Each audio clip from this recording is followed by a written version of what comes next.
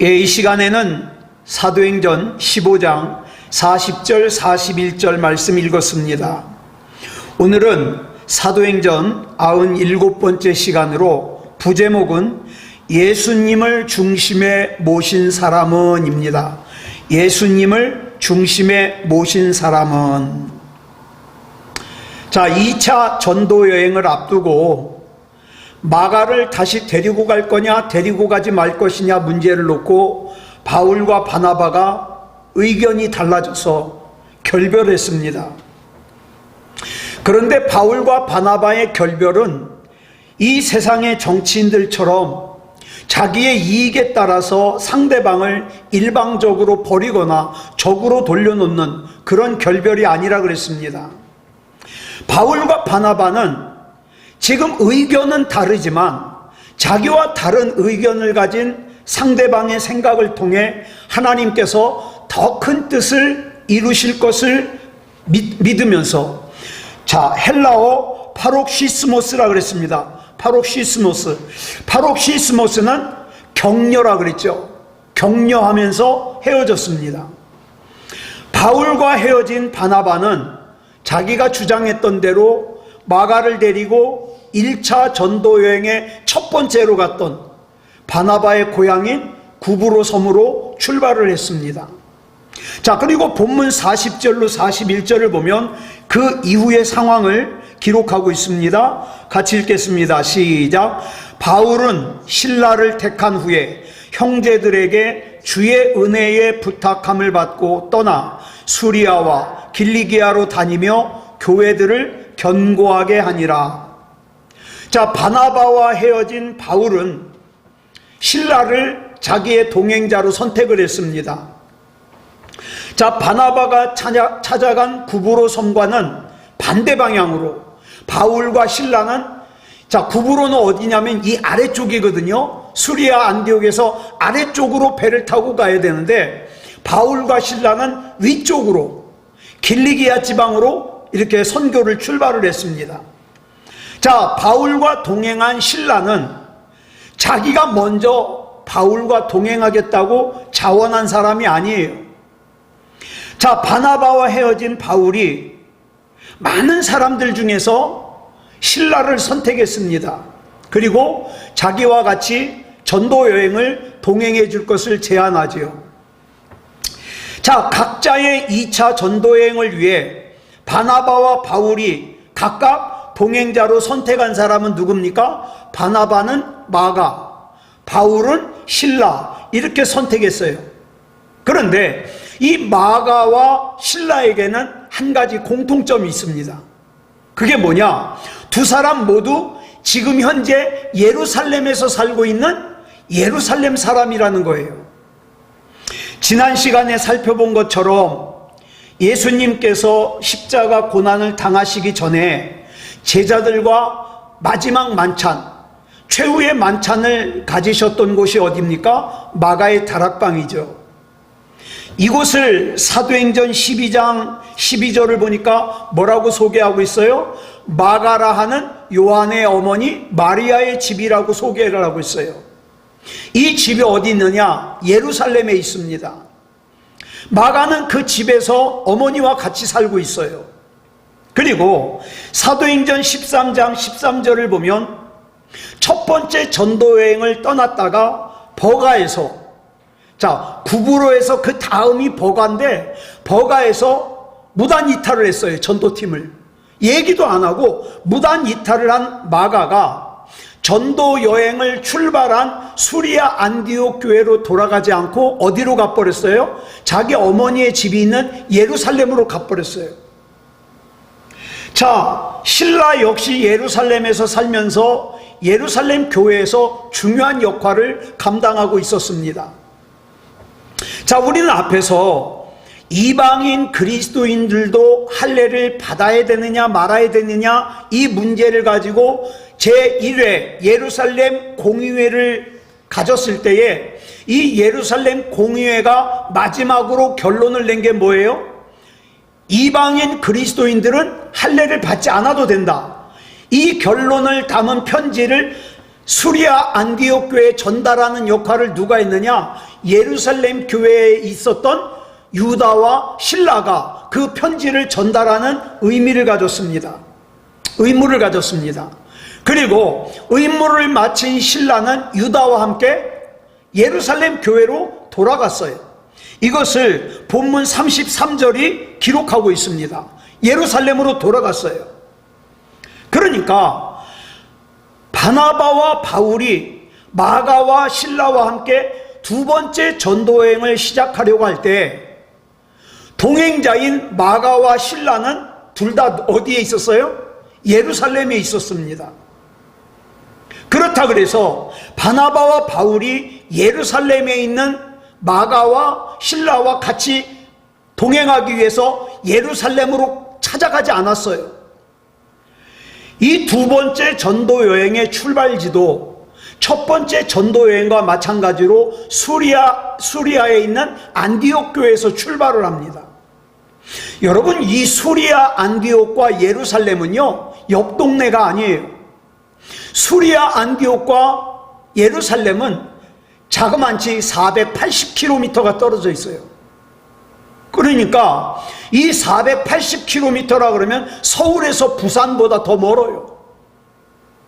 따라서 수리아 안디옥에 있는 바나바와 바울이 예루살렘에 살고 있는 마가와 실라를 각각 선택하여 두 번째 전도 여행을 떠났다는 것은 바나바와 바울이 예루살렘에 있던 마가와 실라를 먼저 480km나 떨어져 있는 수리아 안디옥으로 오라고 불렀다는 뜻이에요.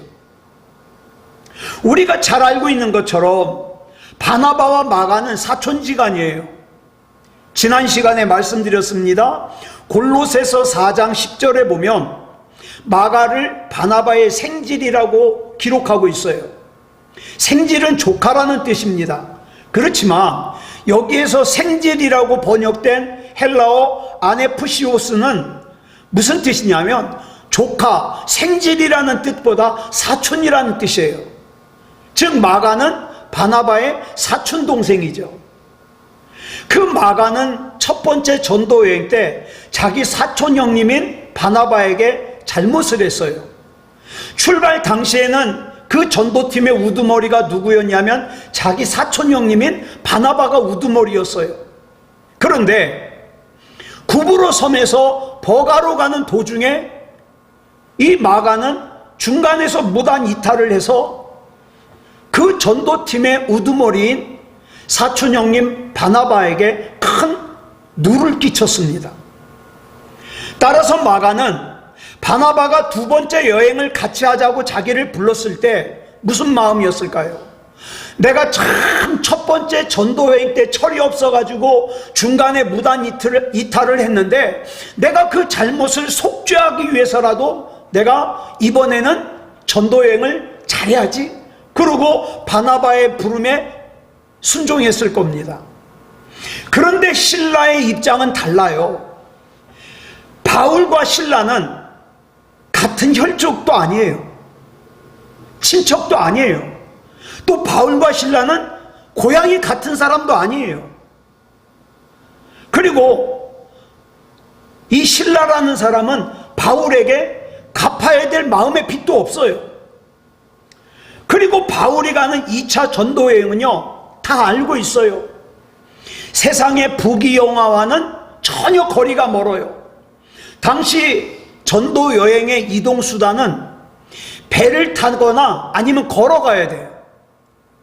자, 이렇게 전도 여행을 하다 보면 분명히 잠잘 곳도 마땅찮아요. 밥도 식사도 걸러야 돼요. 세수나 목욕은 생각도 하지 말아야 돼요. 또한 느닷없이 가다가 강도를 만날 수 있어요. 산적을 만날 수 있어요. 또 가는 곳마다 예수 믿는 사람들을 유대인들이 어떻게 해요? 배교자라 그래가지고 핍박을 해요. 그래서 유대인들에 의해서 해코지를 당할 수도 있어요. 자, 이 길이 얼마나 힘든 길이었는지 바울이 고린도후서 11장 23절로 27절에서 소개를 하고 있어요. 같이 읽어볼까요? 시작. 그들이 그리스도의 일꾼이냐 정신없는 말을 하거니와 나는 더욱 그러하도다.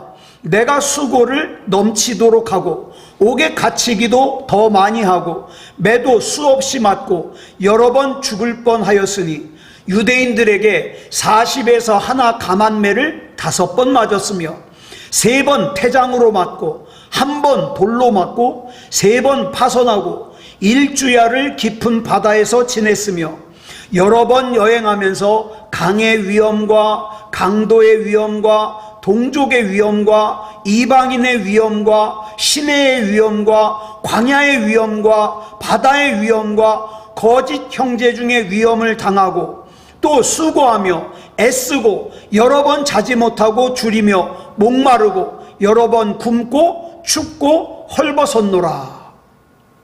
한마디로 말해서 바울이 신라에게 함께 가자고 요청한 길은 죽음을 각오해야 되는 길이에요. 자, 그렇다면 상식적인 인간이라면 당연히 어떻게 해요? 저는 그랬을 거예요. 이런 자에 거절했을 거예요. 자, 한번 보세요.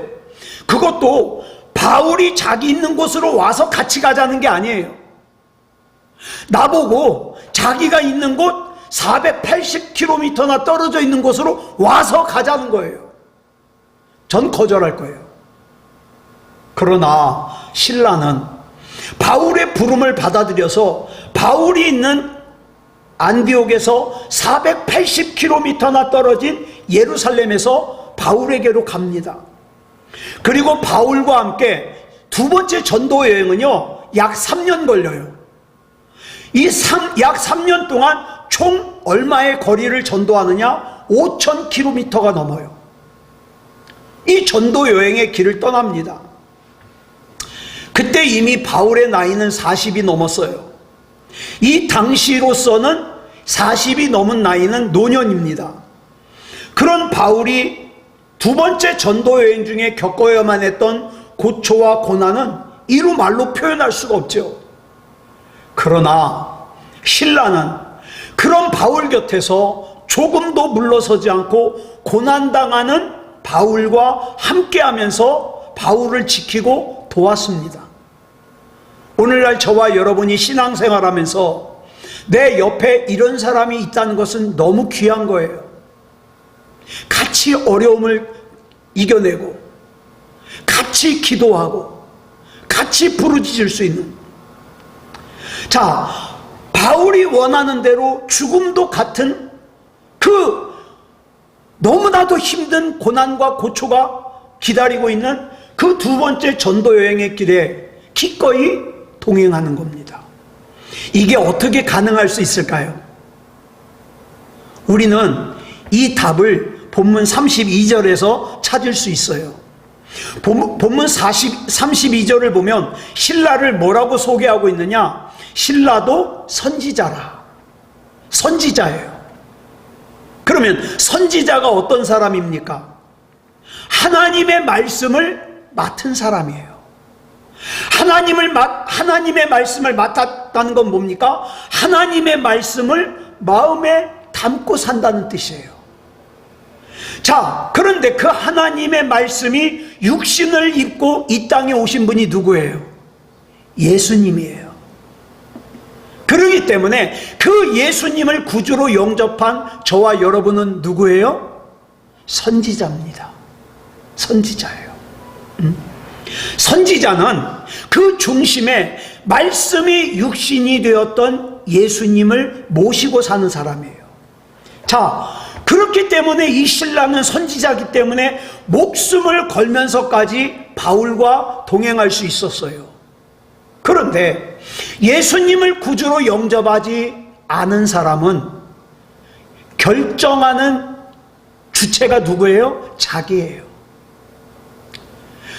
자존심 상하면 거절합니다. 부담스러우면 거절합니다. 귀찮으면 거절합니다. 왜? 자기가 주인이거든요. 네. 그러나 신라는 목숨을 걸면서까지 바울과 동행합니다. 왜요? 그 중심에 예수님을 모신 사람이니까. 하나님의 독생자이신 예수님께서 나의 죄값을 치르시기 위해서 십자가에 돌아가셨어요. 이게 무슨 의미입니까? 죄의 삭은 사망이기 때문에 나라는 존재는 태어나면서부터 어때요? 바다에 침몰해가는 그런 생명이에요. 죽어가는 생명이에요. 지옥 갈 수밖에 없는 생명이에요. 그런데 그런 나에게 구명정을 주셔요. 살아서 구원받아서 천국 갈 수 있도록 구명정을 주시는데, 그 구명정을 주시기 위해서 예수님이 대가로 내놓으신 게 뭐예요? 예수님 자신의 생명이에요. 추악한 죄악의 노예인 우리로 하여금 세상의 빛이 되라고, 그 예수님을 마음속에 영접하고 선지자가 되라고, 말씀 중심으로 살으라고, 그 불의한 십자가의 사형을 당하는 형장에서 우리를 대신해서, 나를 대신해서 죽으셨습니다. 어디 그뿐입니까? 십자가에 못 박혀 돌아가신 지 사흘째 되는 날, 죽음을 깨뜨리고 부활하신 예수님께서는, 여러분, 나 자신을 알잖아요. 내가 얼마나 부족한지, 내가 얼마나 약한지. 나 똑바로 살아야지, 나 하나님께서 기뻐하시는 삶을 살아야지 수없이 다짐을 했어도 수없이 넘어지는 게 나예요. 하나님 죄송해요. 하나님 실망시켜서 죄송해요. 그게 나예요. 그런데 그렇게 부족한 내가, 그렇게 연약한 내가 약하기 때문에 불의와 타협을 하고, 약하기 때문에 편한 것을 선택할 때에도 주님은 그게 나의 본심이 아니라는 것을 믿어주셔요. 장원아, 네가 그렇게 선택하는 것은 네 본심이 아니야. 네가 약해서 그래. 실망하지 않으세요. 그리고 어떻습니까?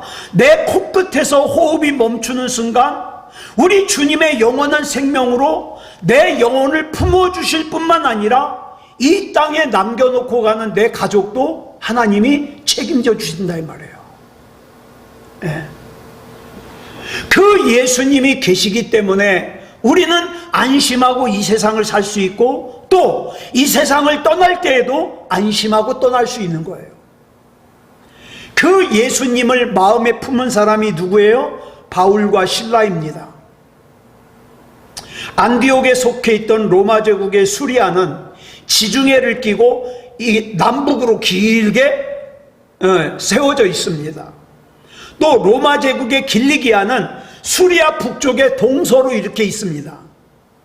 바울은 첫 번째 전도 여행 때 수리아의 북쪽이나 길리기아를 방문한 적이 없어요. 이 말은 무슨 뜻이냐면, 본문에 언급된 수리아와 길리기아의 교회들은 바울이 세운 교회가 아니다 이 말이에요. 그 교회들이 어떻게 세워졌는지, 누가 세웠는지는 성경에 기록되어 있지 않기 때문에 몰라요. 그런데 수리아 땅에서 길리기아로 가기 위해서는 반드시 험산줄령인 아마누스 산맥을 넘어야 돼요. 저는 성지순례를 다녀오지 못해서 직접 보진 못했지만 성지순례를 다녀오신 분이 그래요. 이 아마누스 산맥은요 엄청 높대요. 그래가지고 위로 안개가 끼어 있는데 산으로 오르는 길이 뱀처럼 꾸불꾸불해요. 옛날에 우리 강원도 갈 때 그 길을 꾸불꾸불 올라가잖아요. 그와 같이 길이 꾸불꾸불해요. 그래가지고 성지순례를 간 사람들이 버스를 타고서 거기로 올라갔는데, 세상에 이 버스가 겨우 올라가는 거예요. 겨우. 그 정도로 높아요. 그래서 이 산맥으로 올라가는 동안 귀가, 우리 높은 데 올라가면 귀가 멍하잖아요. 귀가 뚫렸다 막혔다 뚫렸다 막혔다 여러 번 그런다는 거예요. 그러니 이 아마누스 산맥이 얼마나 험합니까? 그런데 성지순례를 버스를 타고 올라가도 그 힘든 그 길을 바울과 실라는 걸어서 넘었어요. 이처럼 신라와 함께 안디옥을 출발한 바울은 북쪽으로 올라가면서 수리아 땅에, 이 당시에 가정에서 예배 드리는 교회들은요, 핍박당할까봐 쉬쉬하면서 예배를 드려요. 그런데 그 표시도 없는 가정교회들을 일일이 수소문해가지고 찾아가가지고 어떻게 합니까? 방문을 했어요. 그리고 복음을 갖다가 올바르게 설명을 해줍니다.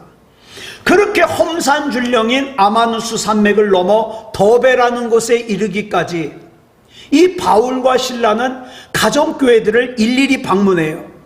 자, 본문 41절 보겠습니다. 시작. 수리아와 길리기아로 다니며 교회들을 견고하게 하니라.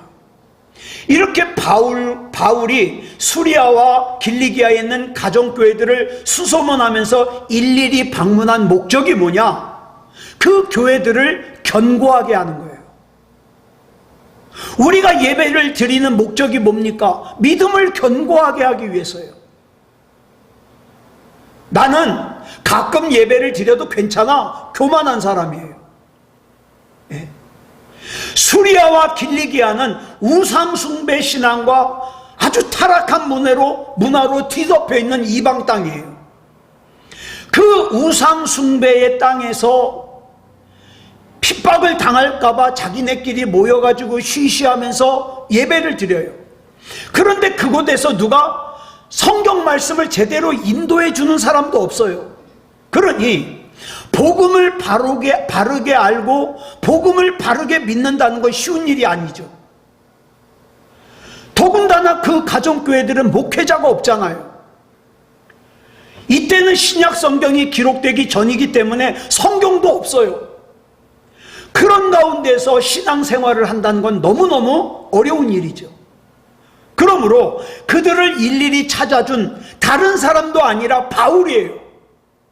복음에 대하여 정통하고 있는 그 바울과 실라가 그들에게 하나님의 말씀을 풀어서 설명해 줄 때 그들에게 이 바울과 실라는 어떤 존재예요? 하나님께서 보내주신 천사와 같은 존재라고 할 수 있죠. 위대한 사도 바울로부터 복음을 체계적으로 전해 들음으로써 그들의 믿음은 반석 위에 세워진 믿음처럼 견고해질 수 있었습니다. 그런데 이것이 저절로 그렇게 된 것이 아니에요. 이런 은혜가 있기 위해서는 먼저 뭐가 있어야 됩니까? 이미 우리가 알고 있는 것처럼 바울이 안디옥에서 마땅히 편안하게 누릴 수 있는 자기 권리를 자발적으로 포기해야 됐어요. 바울이 안디옥 교회 목회자로 안디옥 교회에서 눌러 앉으면 편안한 삶을 살 수 있어요. 그 먼 데를 갖다가 걸어갈 필요가 없잖아요. 그런데 수리아와 길리기아의 그리스도인들은 허약한 그 믿음에서 벗어날 수가 없죠. 그런데 길리기아와 수리아의 그 그리스도인들이 허약한 믿음에서 벗어나려면 뭐가 필요합니까? 바울과 실라가 자기의 권리를 내려놔야 돼요. 그리고 고생을 자발적으로 선택해야 돼요. 예루살렘 교회에서 중요한 역할을 담당하고 있던 실라 역시 마찬가지예요. 예루살렘에서 자기가 누릴 수 있는 권리에 연연하지 않고 바울의 두 번째 전도 여행에 동참하기 위해서 어떻습니까? 예루살렘에서 480km나 떨어져 있는 바울이 있는 수리아 안디옥까지 걸어가야 됐어요. 그리고 거기서 바울과 동행해서 3년 동안 5000km가 넘는 거리를 갖다가 걸어야 됐습니다. 그런 바울과 실라의 내려놓음이 있었기 때문에 수리아와 길리기아에 있는 그리스도인들의 삶이 견고해질 수 있었던 거죠. 그러나 바울이 자신의 권리를 포기함으로 누군가의 삶을 견고하게 해준 게 이때뿐이 아니에요. 전에도 있었어요. 사도행전 14장 21절로 22절을 보겠습니다. 시작. 복음을 그 성에서 전하여 많은 사람을 제자로 삼고 루스드라와 이고니온과 안디옥으로 돌아가서 제자들의 마음을 굳게 하여 이 믿음에 머물러 있으라 권하고. 첫 번째 전도 여행도 바울이 어땠습니까? 가면은 자기가 돌에 맞아 죽을 수 있는 곳이에요. 비시디아, 안디옥, 이고니온, 루스드라, 어느 곳 하나 안전한 곳이 없어요. 그런데 바울이 돌아오는 길에 그냥 배 타고 수리아 안디옥으로 갔으면, 자기 고향집 거쳐서 갔으면 편한 것을 다시 왔던 길을 거꾸로 갔던 이유는 뭐냐? 자신들로부터 예수 그리스도를 구주로 영접한 그리스도인들이 굳건하게 믿음에 남아있기를 원했기 때문에 자기의 편안함을 내려놓은 거예요. 여기서 우리말 굳게 하다라고 번역된 헬라어 동사가 오늘 본문에서 뭐라고 해석됐냐? 견고하게 하다라고 번역됐어요. 그 헬라어가 뭐냐? 에피스테리조예요. 자, 첫 번째 전도 여행 당시에 자기의 권리를 포기한 바울과 바나바로 인하여 안디옥과 이고니온과 루스드라 사람들의 마음이 주님을 향하여 견고해졌습니다. 우리도 마찬가지예요. 내 사랑하는 사람의 믿음이 견고해지길 원한다면 내가 누릴 수 있는 권리를 내려놔야 돼요. 내가 편하고 내가 안전하고 그리고 내가 사랑하는 사람도 믿음이 좋고 그러진 못해요. 내가 내려놔야 돼요. 사도행전 18장 23절을 보겠습니다. 시작. 얼마 있다가 떠나 갈라디아와 부르기아 땅을 차례로 다니며 모든 제자를 굳건하게 하니라. 여기서 얼마 있다가는 얼마냐면 두 번째 전도 여행이 끝나고 나서 잠시 있다가 세 번째 전도 여행을 떠나는데 그 잠시 동안이에요. 약 3년에 걸친 두 번째 전도 여행을 끝나고 수리아 안디옥으로 돌아온 바울이 얼마 지나지 않아서 다시 자기가 편안할 수 있는 권리를 내려놓고 세 번째 전도 여행을 떠납니다. 그리고 길리기아와 부르기아 땅을 누비면서 그리스도인들을 굳건하게 해요. 이상과 같은 이 사실은 우리에게 굉장히 중요한 교훈을 줍니다. 뭐냐? 한 사람이 자기의 권리를 포기하면 그로 인하여 여러 사람의 믿음이 굳건해진다는 거예요. 한 사람이 자기의 자존심을 내려놓으면 여러 사람이 평안해지잖아요. 이것이 하나님의 법칙이요 생명의 원리입니다. 자, 빌립보서 2장 5절로 8절 말씀 보겠습니다. 시작. 너희 안에 이 마음을 품으라. 곧 그리스도 예수의 마음이니 그는 근본 하나님의 본체시나 하나님과 동등됨을 취할 것으로 여기지 아니하시고 오히려 자기를 비워 종의 형체를 가지사 사람들과 같이 되셨고 사람의 모양으로 나타나사 자기를 낮추시고 죽기까지 복종하셨으니 곧 십자가에 죽으심이라. 여기 보니까 예수님을 이렇게 소개하고 있어요. 예수님께서는 근본적으로 하나님의 본체이세요. 하나님의 본체이신 예수님께서 하나님이신 그 권리를 갖다가 기꺼이 포기하시고 비천한 인간의 몸을 입으시고 이 땅에 오셔서 그것도 제물이 되어 주셨어요. 고통과 수치를 당하셨어요. 이것은 예수님께서 하나님으로서의 권리를 포기하셨기 때문에 내 죄가 용서받을 수 있어요. 예수님께서 하나님으로서의 권리를 포기하셨기 때문에 내가 사망의 올무에서 벗어날 수 있어요. 예수님께서 하나님으로서의 권리를 포기하셨기 때문에 우리의 삶이 진리 위에 굳건하게 세워질 수 있었던 거예요. 예수님이 하나님으로서의 권리를 포기하셨기 때문에 우리 인간을 진리 가운데 굳건하게 세워줄 수가 있었던 거죠. 자, 그러면 하나님께서 저와 여러분을 굳건하게 믿음 가운데 세우기 위해서 하나님으로서의 권리를 내려놓으셨다면 그 하나님의 피조물이라고 하는 저와 여러분은 더 말할 것도 없잖아요. 예.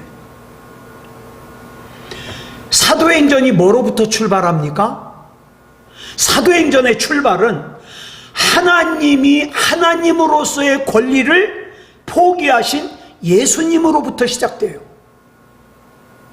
그 예수님을 본받아 유대교인들의 박해를 피해가지고 예루살렘에서의 권리를 포기하고 사방으로 흩어진 예루살렘 교회의 교인들로 인하여 유대인들이 짐승처럼 생각하던 사마리아 사람들도 예수 믿고 구원받고, 또 지옥의 불쏘시개로 창조됐다고 생각했던 이방인들도 예수님을 구주로 영접하고 구원받고 믿음 위에 굳건하게 세워질 수 있었습니다. 자, 성경이 다 그래요. 예루살렘 교회에서 사도로서 그 권리를 누릴 수 있는 베드로가 자기의 권리를 포기하고 성령님께서 이끄시는 대로 갔을 때에 8년 동안이나 중풍병으로 고생하던 루다라는 곳에서 살고 있던 애니아라고 하는 사람이 고침받잖아요. 또 회복돼 가지고 견고한 믿음을 가지잖아요. 또 그 사도로서의 권리를 포기한 베드로 때문에 요빠라는 곳에서 살고 있던 다비다가 죽었다가 살아나서 새 생명의 사람이 되잖아요.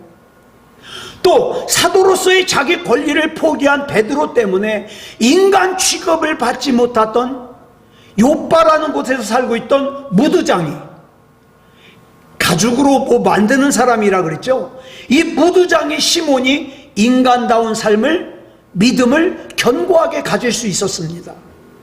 또 자기의 사도로서의 권리를 포기한 베드로 때문에 가이사랴에 살고 있었던 로마 군인 장교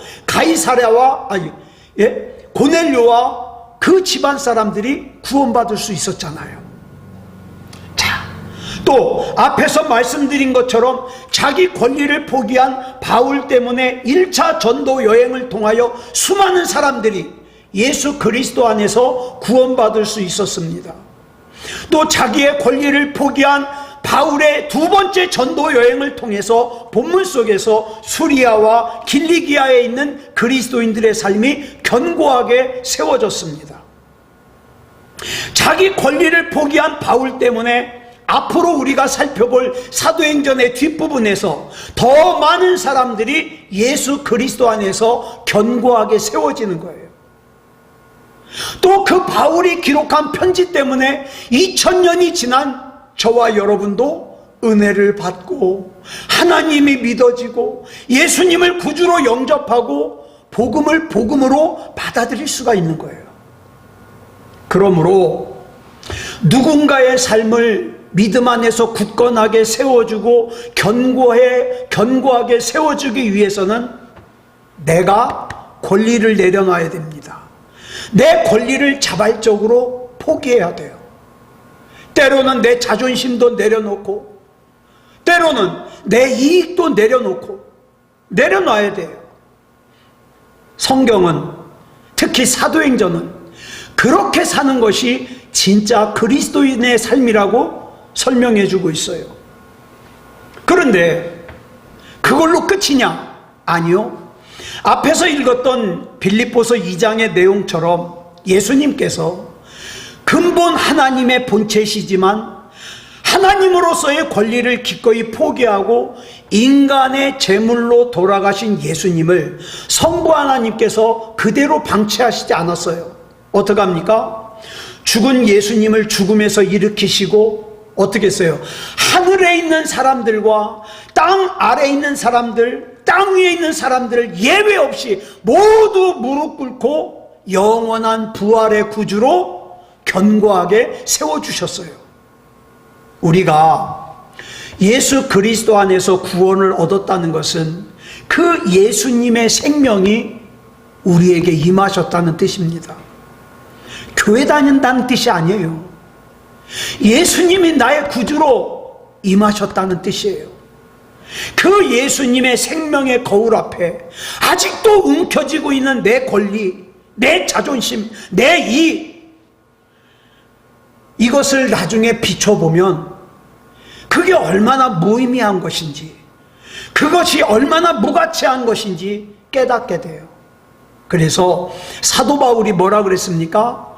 예수님을 구주로 영접하기 전에는 자기가 굉장히 귀하게 여기면서 붙잡았던 그것들이 나중에 예수님을 구주로 영접하고 영의 눈이 떠지고 보니까 그것들이 다 뭐와 같았더라? 배설물 같았더라.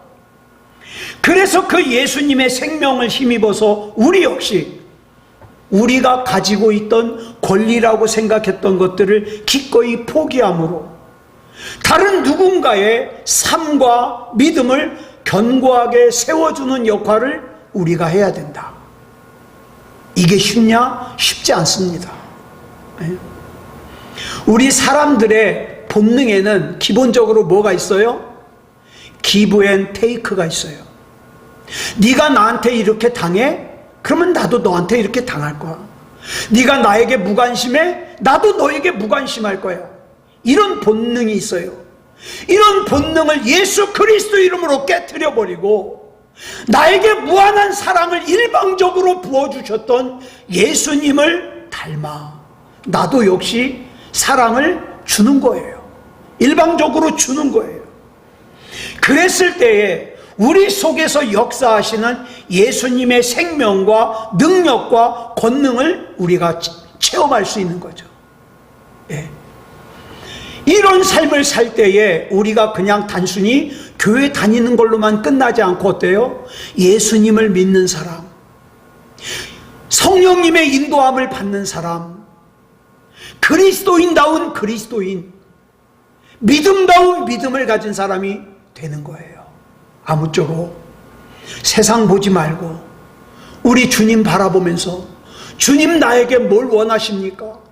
나는 예수님을 내 마음속에 품은 사람입니다. 나는 예수님을 내 마음속에 모신 사람입니다. 어떻게 살까요? 묻고 주님께서 인도하시는 대로 살아가는 그런 저와 여러분이기를 그리스도 예수님의 이름으로 축복합니다. 기도하겠습니다. 사랑의 아버지 하나님, 감사합니다. 하나님의 은혜 가운데 이 시간에 사도행전의 말씀을 나눴습니다. 참된 그리스도인은 어떻게 살아야 되는지, 바울과 바나바는 또 실라는 마가는 특별한 사람이기 때문에 자기 인생을 우리 하나님 앞에 걸었을까? 그 사람들도 일반적인 사람들인데 예수님을 모신 사람이기 때문에 그런 삶을 살았다는 것을 발견할 수 있습니다. 주님, 우리도 약하지만 부족하지만 예수님을 내 중심에 모신 사람답게 살게 해 주시옵소서. 그래서 믿음다운 믿음을 가진 사람, 그리스도인다운 그리스도인으로 살게 해 주시옵소서. 오늘 이 밤에 기도할 때에도 기도의 제목을, 기도의 내용을 성령님께서 인도해 주시옵소서. 모든 것을 우리 주님 앞에 맡겨드리오며 그리스도 예수님의 이름으로 감사하며 기도드렸사옵나이다. 아멘.